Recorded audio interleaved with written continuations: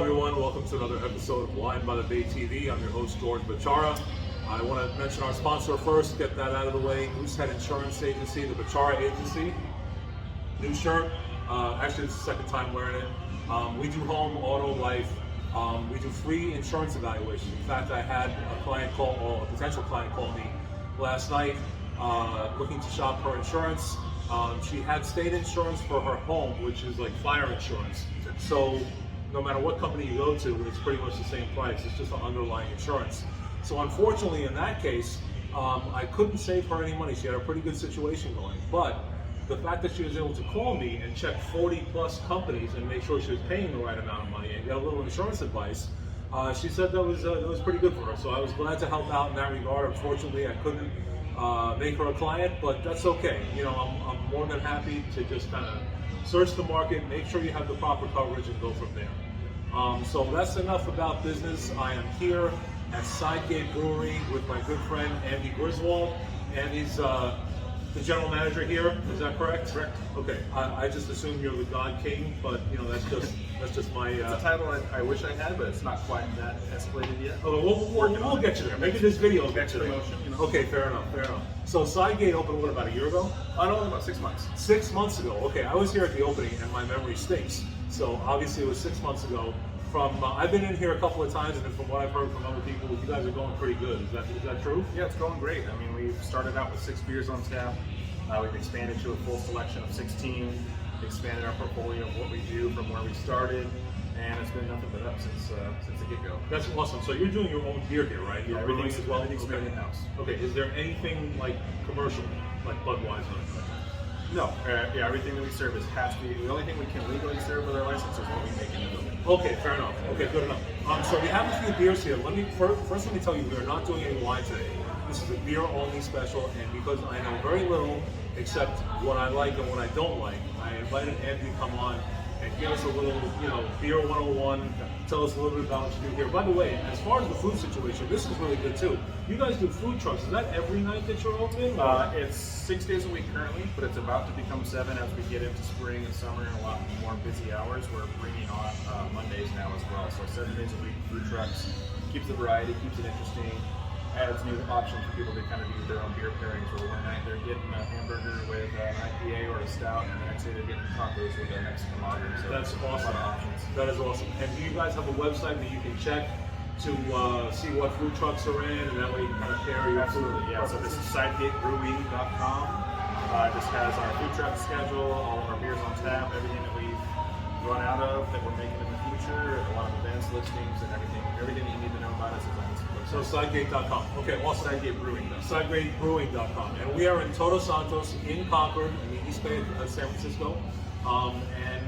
Well, Andy, since you have them, why don't you tell them about the different beer sizes you do too? Yeah, so what about here? We'll start here, and something I just thought of as we were kind of discussing your options as like an insurance broker and having all these underlying things. Oh yeah, good idea. Same kind of tie-in is that like you want to come in and you're reaching out to me as a beer broker, essentially saying I want some beer, but I don't know what I really want or what I am into. Good option is always just get a flight. You get 4 different options. Pick, and I can, at the very worst, you're getting a full selection of ideas in front of you, just like you're telling your story with your client. Whereas, maybe I think I like this, but maybe I found out now I like this, and I have all these options in front of me to have selections. So it's nice to choose from. So this gets $10, gets you 4 different 4-ounce pours, and gives you a little bit of variety, so you can try a little bit of everything. I never thought of the title beer broker before, but I love it. That's awesome. All right, so you are officially the beer broker. Beer broker. Okay, when I talk to you, I'm not going to say anything. It's a beer broker. I like it. Okay, awesome. But that's as far as stuff that goes for here. We do full pours. These are the 12-ounce glasses. We do the full pints. This is our cool new logo glasses we just got in. You can see the logos kind of etched on there. Yeah. That's a 16-ounce pint. We don't serve it out of the etched ones in-house, but that's the same size. And then for to-go options, we've got the 32-ounce growlers, C growler for can, and then 64-ounce G growler for glass. Oh, so the C is crowler and the G is growler. Growler. Okay, fair enough. It's can and glass. Yeah, I mean for the galactically stupid, right here. Okay, easy for you. I appreciate that. All right, that's awesome. All right, so what are we gonna taste here today? So I did a little bit of a good array from a light to dark and a little fruited option just to kind of encompass a full kind of scope of what we do and what's available out in your world. Okay.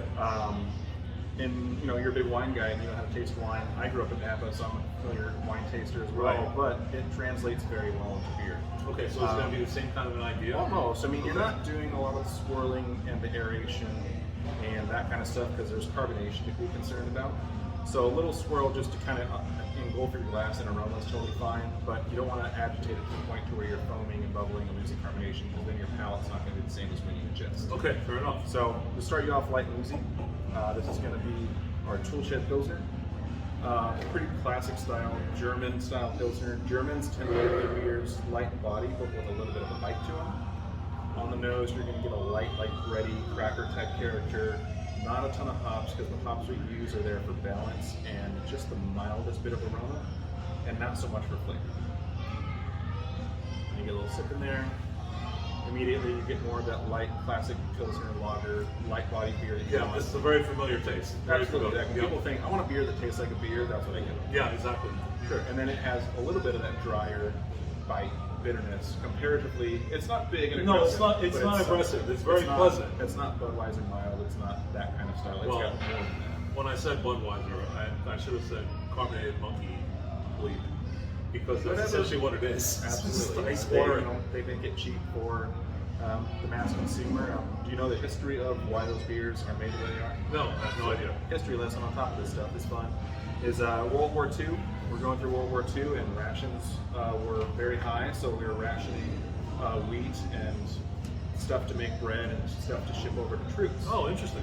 So what they were doing is, in the times of having to ration wheat and more prioritized grains, they started making beer in the States with rice and corn, because it was cheaper and more abundant, because it wasn't as sustainable to ship over. So they were, and in doing that, they were also making lighter and lighter, lower beers, because they needed to ship some type of sterile water source to the guys out on the front line. Interesting.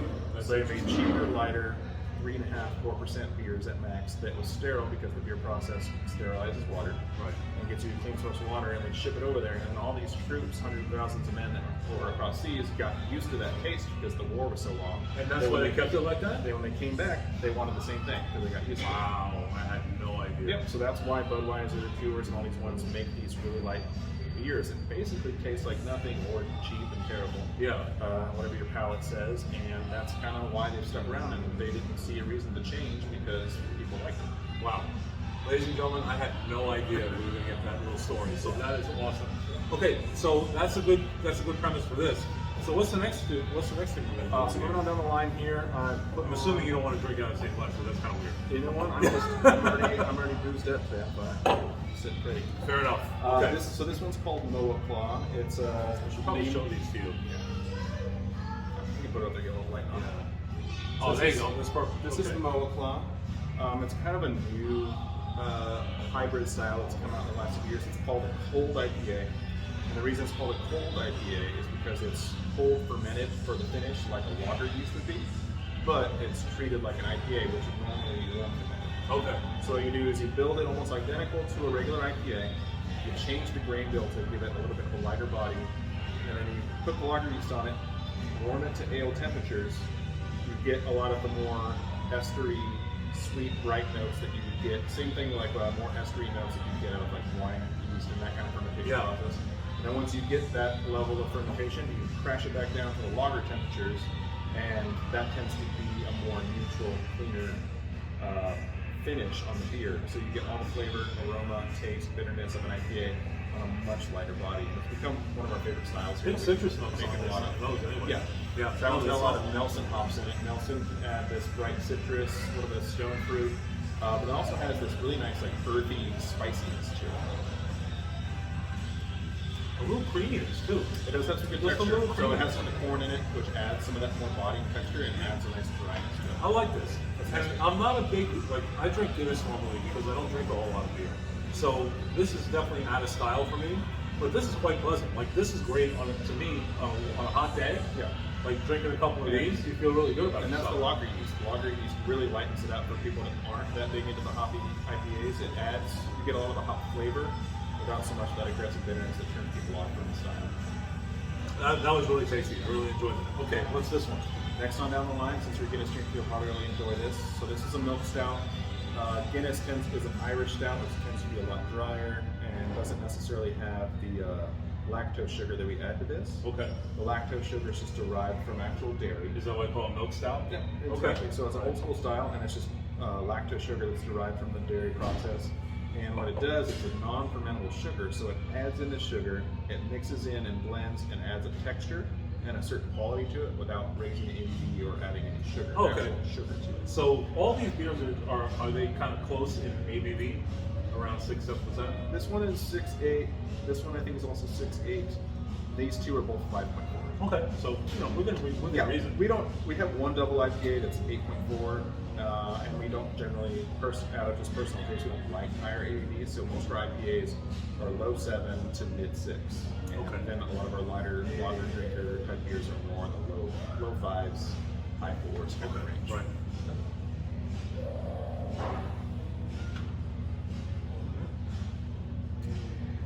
This is almost like a malted. Yeah, so that's kind of the idea. Yeah. Like it has a ton of what's called chocolate malt, which is just a certain blend of malt that's roasted just to the right degree to where you get more of these toasty chocolate notes without so much of the burnt, bitter coffee and roasty dark aromas that you get from a lot of other dark beers. Yeah, no, this is good. If you're not a big dark beer fan, like a Guinness fan, this is, you get those hints without going like if you like to have an espresso with just a little bit of milk in it, like just a little bit to kind of cut it down, I'd say this is something like that, like a chocolate milkshake. I mean, that's too heavy, but in that family, that kind That's a of good it's analogy really because delicious. like a lot of darker roastier stouts will have some of that more bitter coffee-like touch and the lactose sugar and the type of malts we picked versus some of the heavier, darker roasty stuff. That does kind of cut and make that almost cafe au lait kind of like middle. Yeah, cafe, exactly, like cafe au lait. Exactly. Really, really, really, really good. Now this one is intriguing. This guy, For the color alone, It's my favorite. Is this a comment on my personality? bright and fruity. I Bright don't and think so. fruity. As long as I've known you, George, those are not words I would generally use for you. But this one's called Barry Vito, named both after the baseball player Barry Zito and a friend of ours named Vito DeLucci. Interesting. An excellent genius of a brewer that we love and love working with. So this guy's a sour wheat ale that's loaded up with blackberry, blueberry, mango, and a touch of vanilla. So you put whole organic, like the vanilla beans chopped up and threw it in there, let it soak in, get some of that sweet, like velvety richness, and it kind of melds all the fruit together because blackberry and blueberry are obviously very simpatico and like cohesive. And then mango is kind of this weird tropical one. And before the vanilla, it had this weird outlying taste where you'd be like, oh, I taste this vanilla or this mango off flavor kind of around everything. Right. And all of a sudden the vanilla just kind of made it this nice cohesive thing. It's bright, it's sweet while still being pretty dry, and then it's just got a ton of flavor. Well, I can tell you, and I know this is going to sound weird, this smells like strawberry quick to me.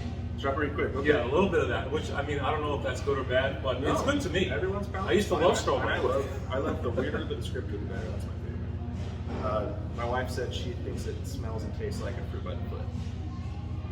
Fruit by the foot? Yeah, the roll-up tape. Oh, yeah.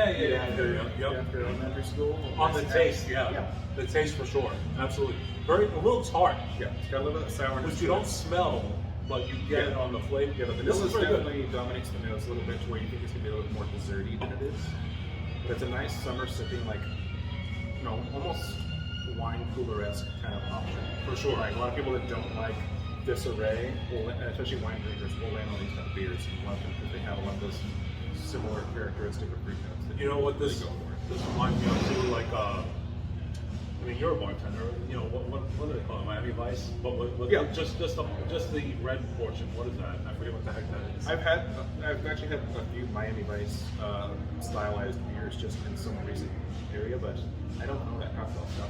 It's a frozen. It's like a white component and a red component. I can't think of what the red component is now. It's It's a called- lava flow, which is a pina colada with strawberry. Right, like it's strawberry pina colada Yeah. almost. Like if you like strawberry pina colada but not frozen, this so isn't coconut. there, and it's not coconut, but it's kind of in that fruity, summery, almost frozen taste. Like if you got this really cold, I mean, you can convince me. Like if you're this is really good. I A like popular it. thing in breweries and something we're considering and bringing on is slushy machines are a popular thing in breweries now. That's what I was thinking. So stuff like this, you can just pour X amount of gallons into it, crank that thing on, and it pumps out frozen beer slushies that are just delicious. So what does that do as far as the carbonation goes? Does that Kills the interfere in any way? carbonation, It but kills it? it'll still actually it'll have some level of fizziness, like as the liquid kind of melts, it'll have some little sizzle, little bubbles still around. Oh, that's interesting. But All right. it's almost gone. But it neutralizes it into this like soft serve, slushy type texture, which you don't really miss the carbonation. Yeah, that sounds good. Is that something that you're definitely doing, or still kind of kicking around? It's something we're considering. It's kind of become a trendy, almost gimmicky thing. Okay. We like it, and it's something that we've had a lot of requests for already. People are like, "Oh, you guys should get this, try this," and we've also made our own hard seltzer. And hard seltzer also translates very well into the slushy machines. So Okay. that's another reasoning behind it for us to give it a try. Okay, so I started doing a question of the week. So that's going to be our question of the week. Too slushy or not too slushy? So let's get your votes in the comment section below, and let Andy and the guys at Sidegate and women, I don't know if there's any girls on staff. We got lots of girls. Okay, the guys and girls here at Sidegate, let them know what your preference is if you want to see that slushy machine, and then maybe which flavor of beer you want to see first in the slushy machine. So I think that's a pretty good way to go. Some other wacky scientists have created a machine that turns beer into soft serve ice cream as well. Okay, that's just not right. That's the That's next just level not of, right. of mad scientist stuff. That's a good way to put 400 pounds on somebody. Exactly. Yeah, no, thank you. Don't ever do that, please. Otherwise, you're not going to be able to get rid of me, because I'll be here. I love it. Yeah, I do too. It's awesome. It's also, Yeah. like I'm a Carvel kid from the East Coast. There's no Carvel out here, or if there is, there's maybe one. Soft serve ice cream, like classic over there, cookie puss, all that kind of thing. If anybody's interested, go look online at 80s commercials and look for Carvel ice cream. You'll see exactly what I'm talking about. So that's pretty much it. These beers are good. I mean, if you have a particular style, you can certainly find something here. If you want to try a whole bunch of things, try these flights. This was educational for me for sure. I didn't realize beer could have this range of flavor, and I'm sure this is just a case where there's other options that come down the line. Do you change things seasonally? Do you adjust?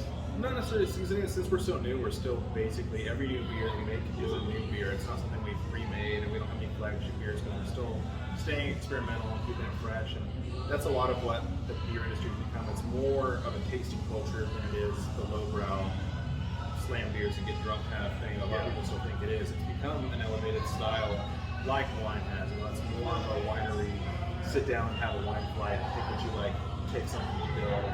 More of that kind of department of what the drinking culture has become in breweries. Yeah, I wanted to do a beer episode when I thought of the wine channel right away because, again, I don't know that much. I've been in the business a long time, but honestly, wine is more expensive than beer, so I've kind of focused on wine. But I know this culture has really taken off. You want to say the last 5 to 7, 8 years, something like that, maybe more. 15 now. 15, They've gone pretty strong in a new era, and we're really Yeah. in the golden era of beer right now. It's just like things like the sour and slushy machines and the stuff people are doing to push the limits of what beer was, is, and can be is phenomenal. For me, just as an industry member and just as a fan, it's really enjoyable to see new things coming out constantly. And the science behind it, that they're able to decode certain chemical compositions that you get out of fermentation to accentuate this type of flavor, or this type of flavor, or this compound to really, have something for everyone that's out there. No, that's awesome. That's awesome. This is a great time. Thanks for having me out here. Absolutely. Andy, this is Andy Griswold. This is Sidegate Brewery here in Concord, California, in Todos Santos. I am George with Wine by the Bay TV, and we'll see you again next time. Cheers.